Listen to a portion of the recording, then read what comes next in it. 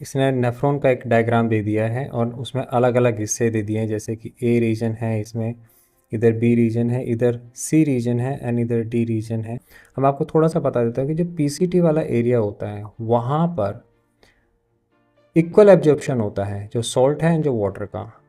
तो जो फिल्ट्रेट होगा यानी कि जो अंदर का फ्लूइड होगा वो आइसोटोनिक रहेगा। आइसोटोनिक से मतलब है जो ब्लड के अंदर प्लाज्मा है उसको हमेशा हम रेफरेंस मान करके चलते हैं।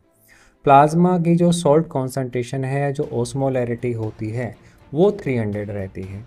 तो यहाँ पे भी जो पीसीटी वाला जो एरिया है इसमें भी जो ओस्मोलैरिटी होगी वो उतनी ही होगी यहाँ पे इस वाले हिस्से में, ठीक, वो 300 ही रहेगी।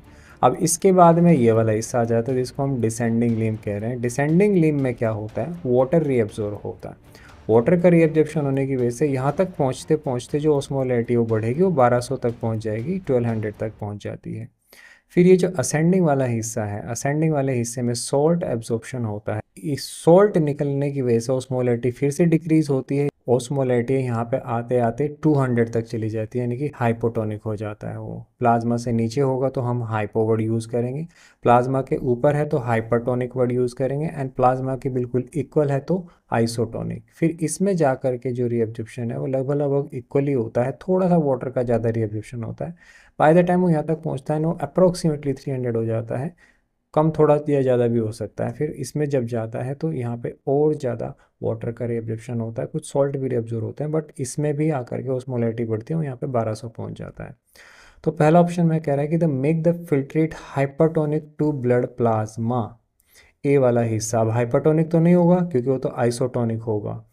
Water is reabsorb by osmosis, ठीक है। Sodium and potassium are reabsorb by active transport, बाकी तो चीज़ें ठीक हैं, बट ये वाला जो है ये हाइपरटोनिक नहीं होगा। दूसरे ऑप्शन में कह रहा है कि मेक द फिल्ट्रेट को हाइपोटोनिक टू ब्लड प्लाज्मा। अब ये वाला जो है ये कह रहा है कि हाइपोटोनिक बनाएगा, वो बात सही कह रहा है कि हाइपोटोनिक बना देगा वो, क्योंकि यहाँ से सॉल्ट निकलेंगे। फिर सोडियम एंड अदर सॉल्यूट्स का जो है वो रिएब्जॉर्प्शन तो यहाँ पे होता है, वाटर का नहीं, सोडियम का और अदर सॉल्यूट्स का तो होता है। फिर सी वाला हिस्सा कह रहा है कि make the filtrate always isotonic to blood plasma. देखो ऑलवेज नहीं आना चाहिए था, एडीएच है, एल्डोस्ट्रोन है, उसके इन हार्मोन के इन्फ्लुएंस में ही यहाँ पे वाटर का रिएब्जॉर्प्शन होता है, बाकी सब ठीक है, ऑलवेज हटा दिया जाए तो। Make the filtrate hypertonic to blood plasma, water is reabsorbed here. तो इसमें जो डी है सिर्फ डी वाला ही करेक्ट है, बाकी का और भी कोई करेक्ट नहीं हुआ।